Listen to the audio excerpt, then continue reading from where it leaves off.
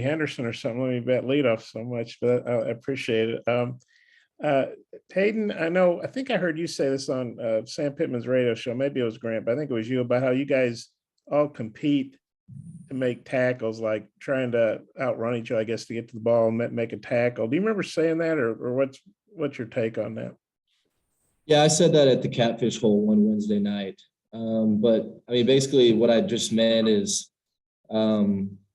it's gotten to the point where if I feel like I'm not there to make the play, I know Grant's going to make the play or Bumper's going to make the play. And so I meant, it's a race to the ball because we're competing to make the play with each other.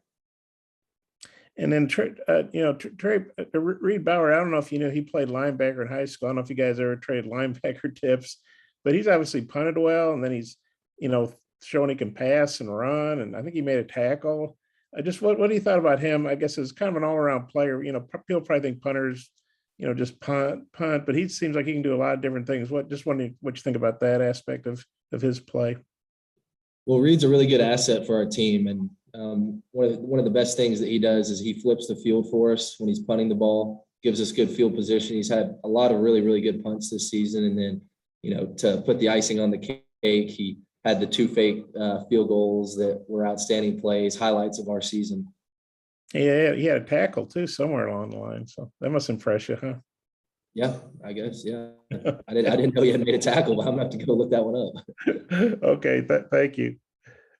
Hodge. Yeah, Hayden, I guess y'all added a guy in your position group today this week, and Caden Hindley. What have you in your impressions of him and how he's kind of adjusting to the college game as a guy that should be a senior in high school right now? Yeah, he's doing great, and he's a good kid. He's got a good head on his shoulders. You can tell that he's really interested in learning the scheme and being around the guys, being in the locker room. So I'm really happy that he chose to, spend 4 days with us where he could be at home, with his family, spending time with them. He wanted to be here practicing. So I think that's really cool. Appreciate it. Tom. Hey, now I wonder if you might get a little bit emotional after the game in Tampa, knowing that that's the final run for you and Grant, and you and he and Bumper have been together for a long time. Yeah, it'll be a bittersweet moment. To be completely honest with you, I've accepted the fact that this is over with, and I think my body has also accepted that fact. That college football is now over after this game. It will be a bittersweet moment. I mean, these are some of the best memories of my life. And, playing this season, especially with Grant and Bumper, was extra special. It was a lot of fun.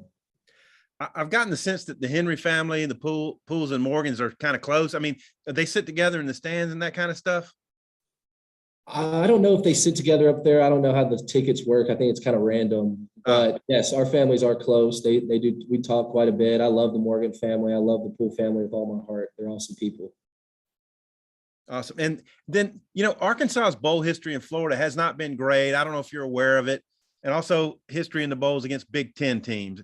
Do y'all have great motivation to kind of put an end to some of those things? Yes, I do feel like we are motivated to play in the game. This is a huge opportunity for our program, one of the biggest that we've had in the last, you could say 10 years.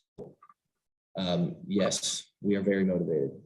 I think the last time we talked to you, you just won the Missouri game and weren't sure your bowl destination. Now you are. It's Florida. What does it mean to you maybe that to cap everything off that you guys play in a bowl of this level?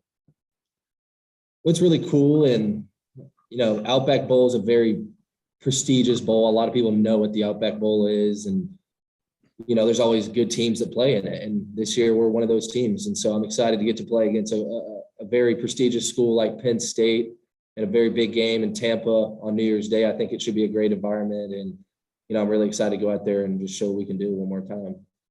Appreciate you, Hayden. Nate. Yeah, Hayden, just how does Penn State's offense compare to some of the offenses you've seen this year? They're a little different in the sense that they do a little bit more big personnel than a lot of teams that we played this year. So a lot of 12 personnel, 13 personnel. They have good running backs and really good tight ends that they trust a lot. And so they do like to line up at times and, run the ball in big personnels. And that's something we didn't see a ton this year, but we did see it a little bit. So that is a little different there. And then, you know, in the passing game, they have an 2 or 3 outstanding wide receivers who can make a lot of really good plays for them. So Trey Williams out not playing, just what does this do to your pass rush? How do you all kind of compensate for that? yes, it's a bummer. It's a bummer losing Trey, and you know, I really wish the best for him. And it's an unfortunate situation. We're going to really miss him a lot down there in Florida. But Trey's an outstanding player, and he will be missed on Saturday against in the game against Penn State. But the bottom line is, I mean, we have to play the game, and the bottom line is we have to find 2 defensive ends who want to go out there and rush the passer and be effective at it. We're not going to sit here and, you know, wish that we had Trey back and, you know, gloat about it and be all worried about it. We need guys to step up and play, and we have those guys on our team that can do it, and they will do it. I have faith in that. You've seen Zach Williams the last couple of years. Just how do you feel about him heading into this game? Well, I feel great, just like I do every game, because he's a baller. He plays with a really high motor, and he plays really hard, and he'll do it for 4 quarters. He's not afraid of contact, and you know, when you get him on an edge, he can win a one-on-one with a tackle. So, Thank you. Scotty. Yeah, Hayden, I guess I know it's still one game to go, but to this point, what's been maybe the most enjoyable moment or part of this season for you? the highlight of my season was beating LSU, just because when I was growing up, we lived in Atlanta, and we used to come back every Thanksgiving and watch LSU play the Hogs. And it was at War Memorial a lot of times. And that game was so special to me. Definitely the highlight of my season, getting to win the boot finally and beat LSU. You mentioned that, your body, just over the course of time, you're really feeling it now. I mean, how tough is that to just week after week, just kind of gear up to play, no matter kind of how your body's feeling?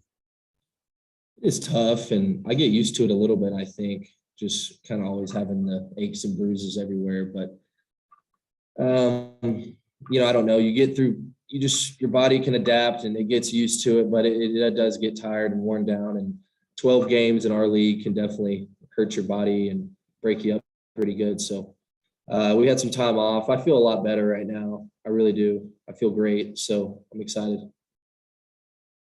All right, Bob. Ricky Henderson. Finish up. Yeah, Hayden, you guys were 2 linebackers, I guess, pretty much all the time, but you had 3 really good linebackers to rotate. How much did that help that you got? I know you played a lot and got a lot of hits. You talk about being beat up and stuff, but how much did it help that you guys had 3 guys for those 2 spots that you could rotate, have a nice 3-man rotation for 2 spots? It helped a lot. And one thing I think it helped with most was just, on long drives when we could sub each other in, because in the past, it's basically you're just out there for the whole drive. You have to stay in. And so we did a really good job of rotating. So Grant would come in or Bumper would come in. We'd all stay fresh, so we're not out there playing tired. I think that was something that was a really big advantage for us with having all 3 of us, is that we could play. There was really never a point where we weren't out there feeling fresh.